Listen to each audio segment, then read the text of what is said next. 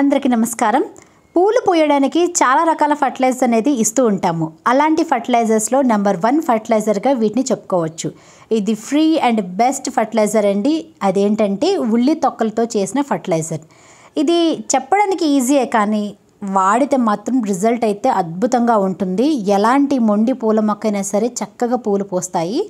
ఇక్కడ మీరు చూస్తున్నారు కదా, ఈ ప్లాస్టిక్ డబ్బాలో నేను ఉల్లి పొట్టు వేసి ఒక 3 days వరకు ఫర్మెంట్ చేసుకున్నాను.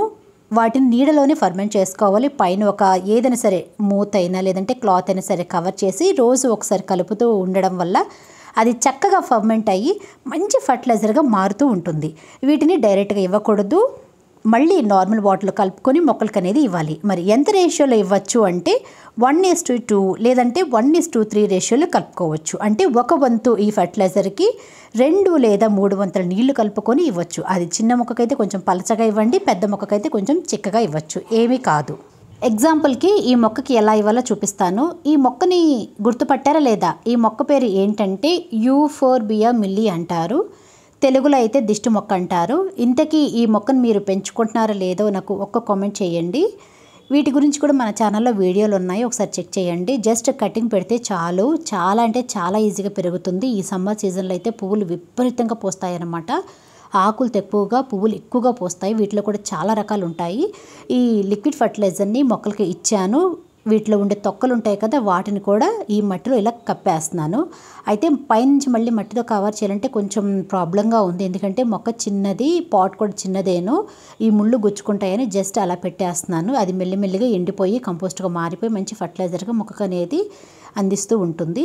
వైట్ కలర్లో ఏంటి ఉల్లి పొట్టు ఉంది అనుకుంటున్నారా? ఇవి తెల్ల ఉల్లిపాయలండి. తెల్ల ఉల్లిపాయలు హెల్త్కి చాలా మంచిది కదా. నేను అందుకే వీటిని జస్ట్ వాటర్లో అలా వేసి ఫర్మెంట్ చేశాను. అంటే పైన ఉన్న పొట్టుతో సహా వేశాను, అందుకే కలర్ కూడా వైట్ కలర్లో వచ్చేసింది. అదే నార్మల్ ఎర్ర ఉల్లిపాయలు అయితే కలర్ అయితే కొంచెం చేంజ్ అవుతుంది. వాటి గురించి కూడా ఒక వీడియో వస్తుంది, కొంచెం వెయిట్ చేయండి. ఈ మొక్కను పెంచుకోవడం చాలా సులభమేను. అయితే ఈ మొక్కని కొంతమంది ఇంట్లో ఎందుకు పెంచుకుంటారంటే దిష్టి కోసం అని పెంచుకుంటారంట. అంటే ఇంటికి దిష్టి తగలకుండా ఉండడం కోసమని ఈ మొక్కను పెంచుకుంటారు.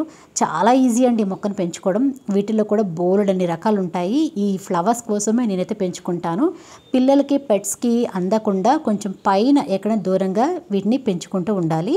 వీటికి ఎటువంటి ఫర్టిలైజర్స్ కూడా ఇవ్వని అవసరం లేదు. కాకపోతే మిగతా మొక్కలకి ఏదైనా సరే లిక్విడ్ ఫర్టిలైజర్ ఇచ్చినప్పుడు కొంచెంగా ఇస్తే చాలు, చక్కగా బ్రతికేస్తుంది. వాటర్ మాత్రం కొంచెం చూసి జాగ్రత్తగా ఇవ్వాలి. ఎక్కువగా వాటర్ ఇస్తేనే ఈ మొక్క ఇబ్బంది పడుతూ ఉంటుంది.